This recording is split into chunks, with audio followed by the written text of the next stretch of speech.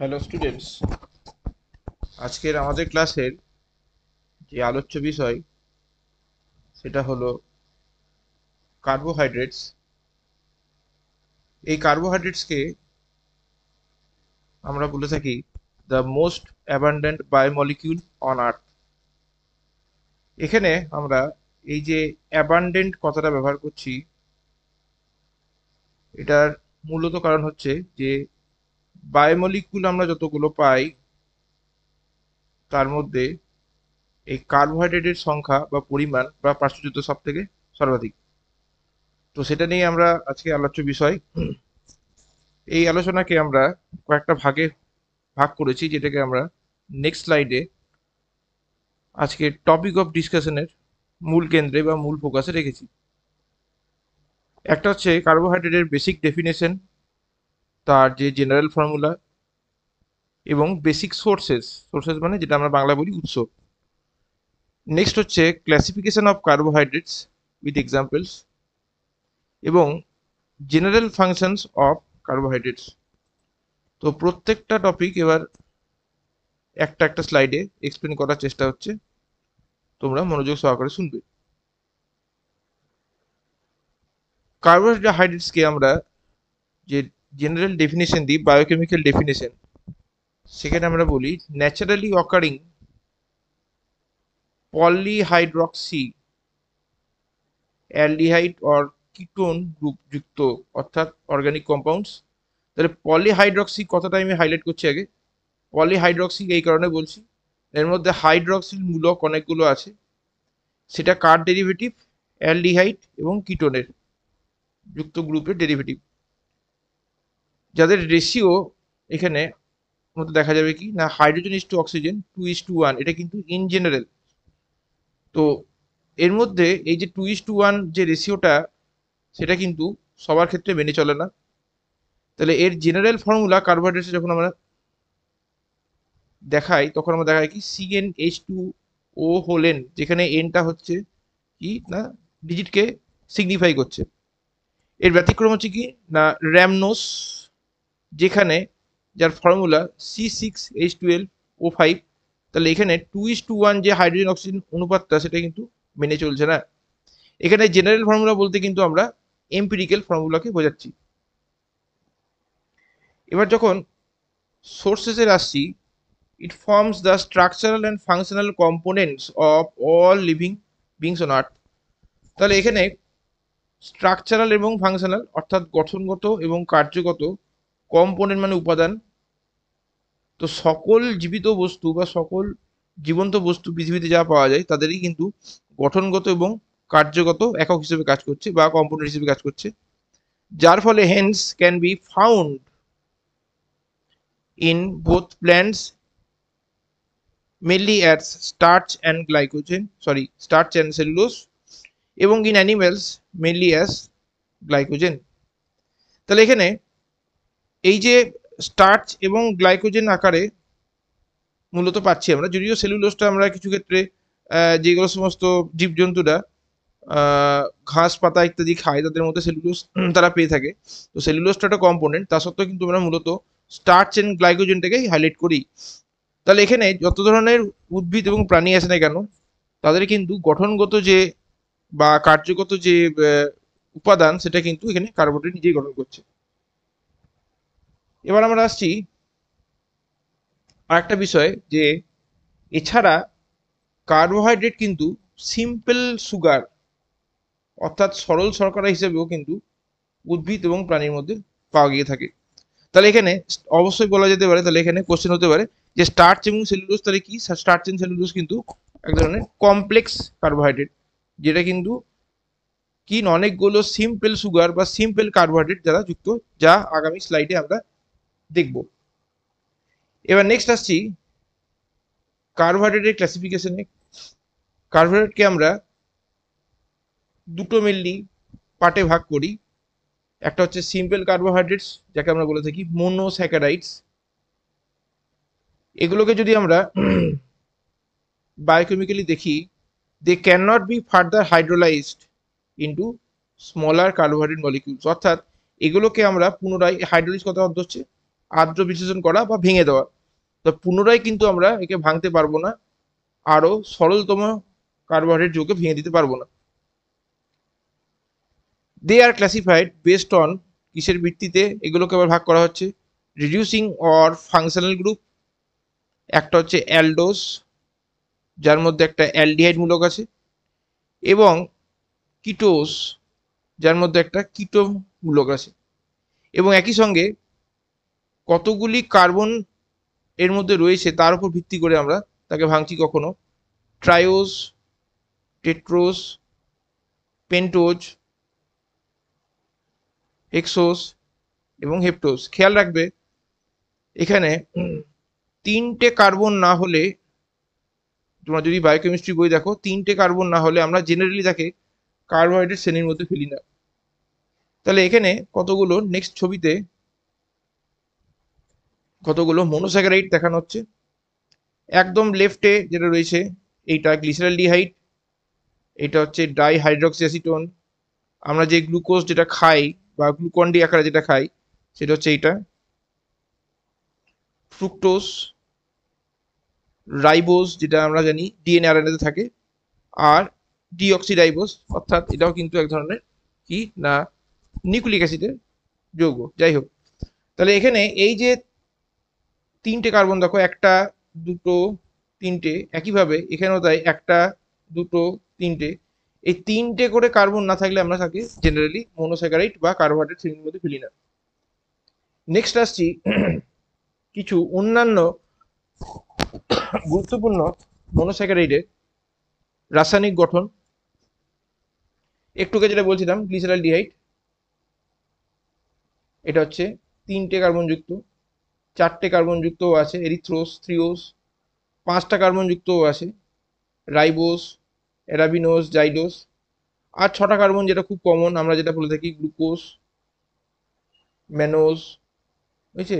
তাহলে এগুলো কিন্তু সবগুলো ছটা কার্বন, তিনটে কার্বন, চারটে কার্বন, পাঁচটা কার্বন। তাহলে তিন থেকে শুরু হচ্ছে, খেয়াল রাখবে তিন থেকে শুরু হচ্ছে, মোটামুটি ছয় গিয়ে শেষ। এখন কথা হচ্ছে যে সাতটা কার্বন যুক্ত কি আমরা মনোস্যাকারাইড পাই?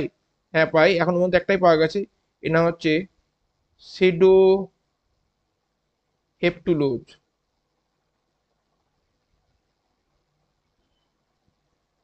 তোমরা এটা ডিদাস বায়োকেমিস্ট্রি বা সত্যনারায়ণ বায়োকেমিস্ট্রিতে কিন্তু নামটা পাবে। নেক্সট আসছি এর সঙ্গে কিছু কিটোজ। আগেরটা যেটা ছিল সেটা ছিল দেখো অ্যালডোজ,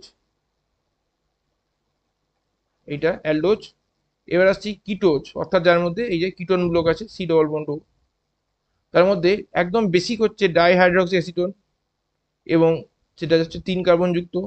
এর সঙ্গে পরপর পরপর আমরা পাবো কি চার কার্বন যুক্ত এরিথ্রোলোজ, পাঁচ কার্বন যুক্ত রাইবুলোজ, ছয় কার্বন যুক্ত পিকোজ, ফ্রুক্টোজ। ফ্রুক্টোজটাকে আমরা বলে থাকি অনেক সময় ফ্রুট সুগার, হাইলি ইম্পর্টেন্ট, প্রায় সমস্ত ধরনের ফলে আমরা কিন্তু পাই।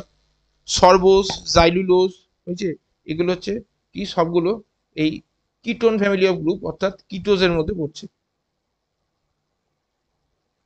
নেক্সট, যখন আমরা কম্পাউন্ড কার্বোহাইড্রেটে ঢুকছি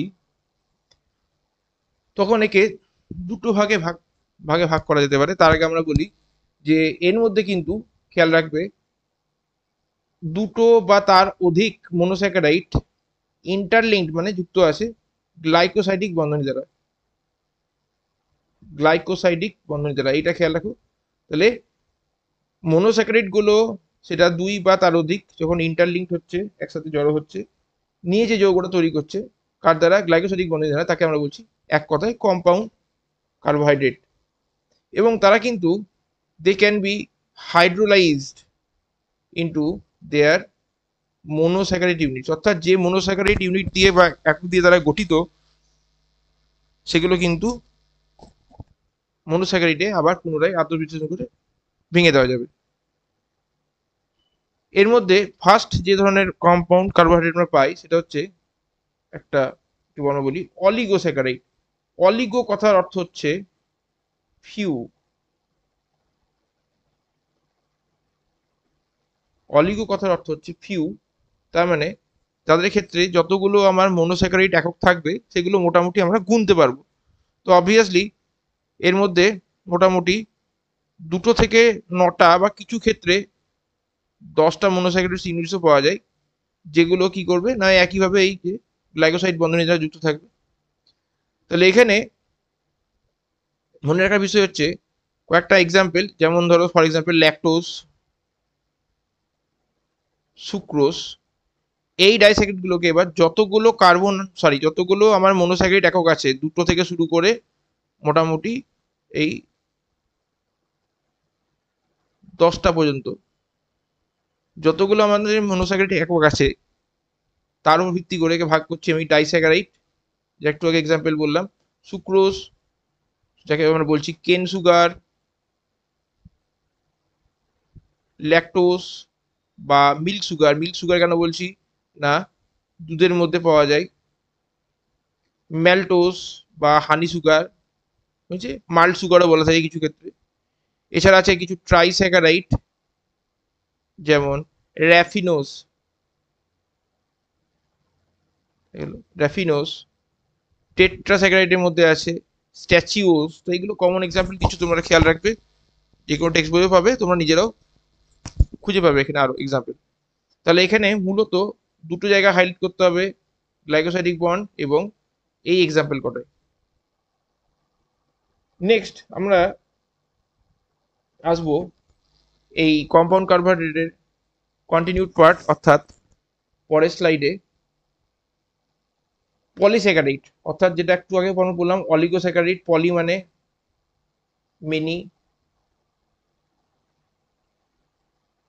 তাহলে একাধিক মনোস্যাকারাইড একক দ্বারা যদি যুক্ত হয় যে কার্বোহাইড্রেট গঠন হচ্ছে অনেক, যেটাকে আমরা গুনতে পারছি না, বা মোর দ্যান 10, তাকে আমরা বলে থাকি যে মোর দ্যান 10, তাকে আমরা বলে থাকি পলিস্যাকারাইড। কিছু ক্ষেত্রে এগুলোকে বলা হয় গ্লাইক্যান,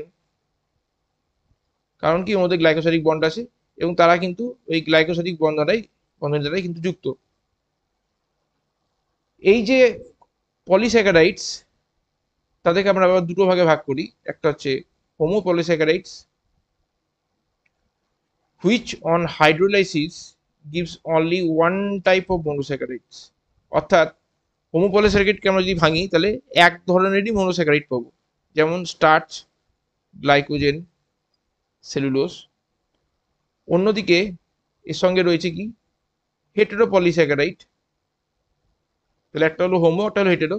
হেটেরোপলিস্যাকারাইডের ক্ষেত্রে which produce more than one type of মনোস্যাকারাইডস on hydrolysis, অর্থাৎ এদিকে ভাঙলে আমরা কিন্তু একের অধিক ভিন্ন ধরনের কি পাবো না মনোস্যাকারাইড পাবো। যেমন খুব কম এক্সাম্পল হেপারিন, ব্যাসোফিল থেকে হেপারিন ক্ষরণ হয় জানো নিশ্চয়ই। হিস্টামিন, ব্যাসোফিল হিস্টামিনও ক্ষরণ করে। হায়ার ইউরিনিক অ্যাসিড, এটা কিন্তু কিছু পরিমাণ থাকে ইনসেক্টস বা পোকামাকড়ে থাকে, এবং একই সঙ্গে কিন্তু কিছু ভাইরাসের ক্ষেত্রেও পাওয়া যায়। এবার এই যে পলিস্যাকারাইডকে আমরা যখন স্কিমেটিক ওয়েতে বা সরলভাবে প্রতিস্থাপন করছি বা রিপ্রেজেন্ট করছি, দেখানো হয় কিভাবে দেখো। একটা হচ্ছে আনব্রাঞ্চড, মানে এর মধ্যে কোনো শাখা থাকবে না, চেন থাকবে না। একটা হচ্ছে ব্রাঞ্চড, মানে চেন থাকবে। তাহলে এইগুলোকে দেখো হোমো বলেছিলাম, একটু হোমো মানে কি সেম, তাহলে এগুলো ভাঙলে যদি ভাঙি, প্রত্যেকটা যদি ভাঙি তাহলে একই ধরনের পাবো, আলাদা কিছু পাবো না, সেটা ব্রাঞ্চড হোক বা এখানে আনব্রাঞ্চড হোক। কিন্তু অন্যদিকে যদি আমরা হেটেরোপলিস্যাকারাইড, হেটেরো মানে একের অধিক বললাম এক্ষুনি, তাহলে টু মনোমার টাইপ এখানে দুটো দেখানো হয়েছে, তাহলে এর অধিক হতে পারে মাল্টিপল মনোমার টাইপ, বা দুইয়ের অধিক হতে পারে। তাহলে এক্ষেত্রে আমি একই ধরনের পাচ্ছি, এক্ষেত্রে আমি ভিন্ন ধরনের পাচ্ছি, এটাই হচ্ছে মূল পার্থক্য। এবার সবশেষে আসছি আজকের যে বিষয়বস্তুর আলোচনা, লাস্ট স্লাইডে আসছি আমরা, জেনারেল ফাংশনস অফ কার্বোহাইড্রেটস। তো এতক্ষণ আমরা স্ট্রাকচার নিয়ে যেটুকু ডিসকাশন হলো, তো তারপর ফাংশনটা নিয়ে একটু আলোচনা করা হলো।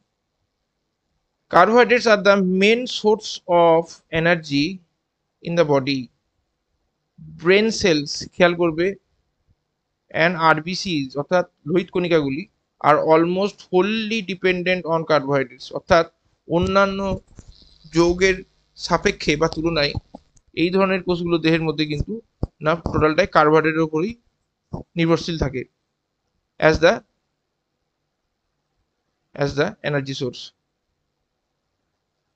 এবং কার্বোহাইড্রেট যদি আমরা ভাঙি বা যখন আমাদের শক্তি উৎপন্ন হচ্ছে কি আকারে, না এটিপি আকারে। তো যদিও আমরা এটিপিকে কিলো ক্যালোরি দিয়ে এক্সপ্রেস করি না, কিন্তু যখন আমরা এটাকে কিলো ক্যালোরিতে এক্সপ্রেস করছি, তো প্রতি গ্রাম কার্বোহাইড্রেটকে আমরা জারিত হলে আমরা 4 কিলো ক্যালোরি করে শক্তি আমরা পেয়ে থাকি। নেক্সট হচ্ছে স্টোরেজ ফর্ম অফ এনার্জি, অর্থাৎ এই যে স্টার্চ এবং গ্লাইকোজেন, স্টার্চ হচ্ছে প্ল্যান্টসের ক্ষেত্রে, গ্লাইকোজেন হচ্ছে অ্যানিমেলের ক্ষেত্রে, এটা কিন্তু স্টোরড কার্বোহাইড্রেট হিসেবে কাজ করে। যখন কার্বোহাইড্রেটের বা সিম্পল কার্বোহাইড্রেটের মনোস্যাকারাইডের অভাব রয়েছে, তখন এগুলো ভেঙে কি হয় না শক্তি উৎপন্ন হয়। Excess carbohydrate is converted to fat, অর্থাৎ দেহের মধ্যে যদি অধিক পরিমাণে কার্বোহাইড্রেট যায় বা জমা হতে থাকে, সেটা কিন্তু কিছুটা পরিমাণ স্টার্চ গ্লাইকোজেন ছাড়াও ফ্যাটেও কিন্তু কনভার্ট হতে পারে বা রূপান্তরিত হতে পারে। গ্লাইকোপ্রোটিনস, অর্থাৎ গ্লাইকো মানে কার্বোহাইড্রেট, প্রোটিন সঙ্গে যে কার্বোহাইড্রেট যুক্ত থাকলে আমি প্রোটিনের সঙ্গে কার্বোহাইড্রেট যুক্ত থাকলে তাকে আমরা বলি গ্লাইকোপ্রোটিন। গ্লাইকোলিপিড, লিপিডের সঙ্গে কার্বোহাইড্রেট যুক্ত থাকলে তাকে আমরা বলি গ্লাইকোলিপিড। আর components of cell membrane and receptors, receptor মানে গ্রাহক, অর্থাৎ দেখবে এখানে খুব কমন যেটা বলা যেতে পারে যে হরমোন যেভাবে কাজ করছে সেই রিসেপ্টারের মাধ্যমে, গ্রাহকের মাধ্যমে। এবং কোষ পর্দার মধ্যে যে গ্লাইকোলিপিড আর গ্লাইকোপ্রোটিন থাকে, তারা কিন্তু কি করছে না কোষ পর্দার এবং গ্রাহকদের মূল কম্পোনেন্ট অর্থাৎ উপাদান হিসেবে কাজ করছে। Finally, it is the structural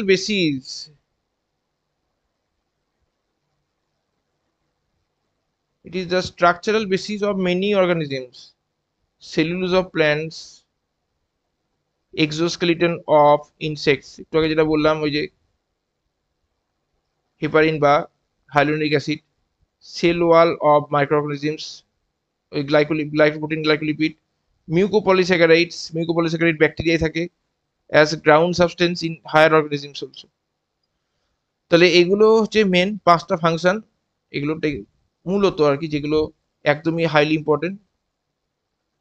এবং সবশেষে বলা যেতে পারে এই জায়গাটায় না, এর হাই ডায়েটারি অ্যান্ড নিউট্রিশনাল এফিসিয়েন্সির জন্য কার্বোহাইড্রেটকে অনেক সময় প্রোটিন স্পেয়ারাসও বলা হয়। স্পেয়ারাস অর্থাৎ প্রোটিনের যদি ঘাটতি থাকে কোনো কারণে, তাহলে আমাদের বডি বা লিভিং বডি কার্বোহাইড্রেট ভেঙে কিন্তু শক্তি উৎপন্ন করার একটা মরিয়া চেষ্টা চালায় টু সেভ দ্য অর্গানিজম। তো এটাই হলো কার্বোহাইড্রেটের আজকের যে ক্লাসের আলোচ্য বিষয়, ব্রিফ যতটা সম্ভব করা যায়। আশা করি সকলে বুঝতে পারলে। ধন্যবাদ।